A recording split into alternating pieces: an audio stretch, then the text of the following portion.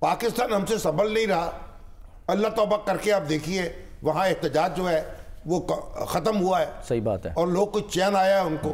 آپ ان کے لیے بجلی کے نرخ کم کرنے پڑے ہیں. اور اب آپ یہ اس طرح کی بھونڈی حرکتیں یہ کون کر رہا ہے؟ اس کے پیچھے کون ہے؟ یہ ایف آئی کیسے بے لگام ہو چکی ہے؟ یہ وزیر داخلہ جواب دے اس بات کا. اب تو سر ایف آئی اے کے بارے میں کہا جا رہا ہے کہ ان کے افسران یہ جو ہمارے ڈسکوز ہیں ڈسٹریبیوشن کمپنیز اس میں تعینات کیے جائیں گے. اس میں تعینات. او بھائی یہ تو پتہ نہیں ناچ نہ جانے آنگن ٹیڑھا. ایک مسئلہ جو حل نہیں ہوتا دوسرا شروع ہو جاتا ہے.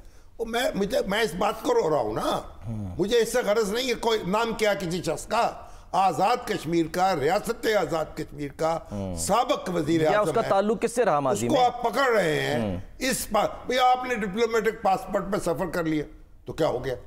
قیامت گر پڑی. وہ کہہ رہے ہیں جی کینسل کر دیا تو انہوں نے واپس نہیں کیا. اگر کینسل ہو گیا تو استعمال کیسے ہو گیا؟ سفر کیسے کر لیا؟ تو کر لیا تو کر لیا.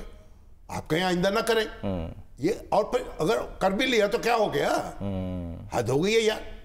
یہ اب تماشا بنائیں گے ہمارا مقبوضہ کشمیر کے لوگوں کے سامنے. ریڈار میں آ جاتے ہیں نا انڈیا کے سامنے. یعنی ہمارے منہ پہ تماچے روز مارنے ہیں انہوں نے.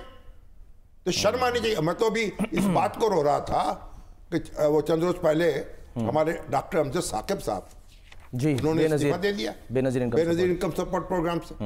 حالانکہ ان کی تقرری تو 3 سال کے لیے ہوئی تھی.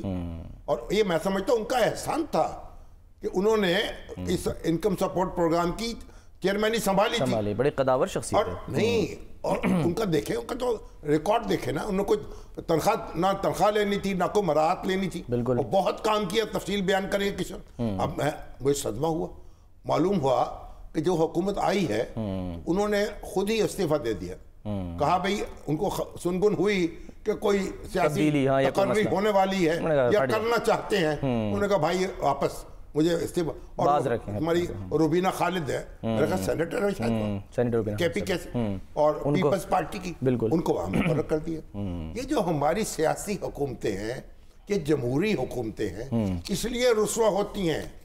بھئی آپ کو اگر ڈاکٹر امجد ثاقب صاحب نے استعفیٰ دیا تھا وزیر اعظم ان کے سامنے ہاتھ جوڑتے کہ بھائی آپ یہ استعفیٰ واپس لیں. صحیح بات ہے. اور یہ کام آپ کے سپرد ہے. آپ موجود ترین آدمی ہیں یہ کام کرنے والے. اور بڑا اطمینان سے استعفیٰ قبول کر لیا اور ایک سینیٹر صاحبہ جو وہاں مقرر ہو گئی. آپ دیکھیے یعنی کوئی تماشا ہے. پہلے انہوں نے یہ پیپلز پارٹی کے دور میں پہلے کیا ہوا؟ پہلے ہمارا ہائر ایجوکیشن کمیشن تھا اس کو ذلیل کیا گیا. عطاء الرحمان صاحب اس کے چیئرمین تھے.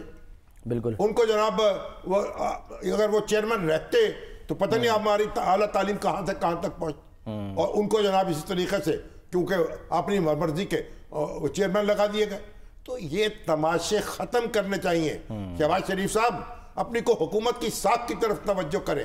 لوگ باعزت لوگوں کی قدر کرنا سیکھیں. سر لوگ ورنہ پھر کو خدمت کر رہے ہیں ملک پھر لوگ ایک تو چھوڑ کر آتے ہیں خدمت کرنے کے لیے پھر چھوڑ کے واپس چلے جاتے ہیں. بھائی وہ تو اپنا کام کر رہے ہیں حکومت کی. نہیں میں مثال دے رہا ہوں. اور بھی ان کا تو احسان تھا کہ انہوں نے یہ قبول کر لی. میں تو آگ بگولا ہو گیا.